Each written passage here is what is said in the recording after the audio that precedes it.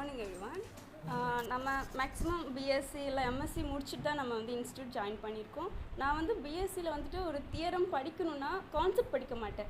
Just read பண்ணுவேன், mug up பண்ணுவேன், return எழுதிடுவேன். நிறைய மார்க்ஸ் இருக்குது, எனக்கு பர்சன்டேஜஸ்லாம் நிறையா இருக்குது.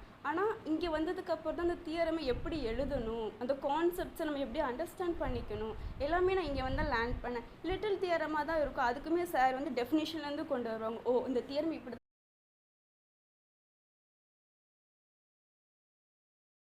எழுதணும். ஸோ நான் மேக்ஸை வந்து நான் சிஎஸ்சி ஒரு குவாலிஃபிகேஷன் பண்ணணும்னு சொல்லி தான் நான் இங்கே வந்தேன். ஆனால் இங்கே வந்ததுக்கப்புறம் நான் மேக்ஸை கற்றுக்கணும். என்னால் ஒரு தியரம் ஸ்டேட்மெண்ட் கொடுத்தாங்கன்னா நான் அதை எப்படி அதுக்கு ப்ரூஃப் கண்டுபிடிக்கணும். ஸோ தட் இஸ் ஆல்சோ இதை நான் மேத்தமெட்டிஷியனை நம்ம புதுசாக கண்டுபிடிக்கணும் தான்.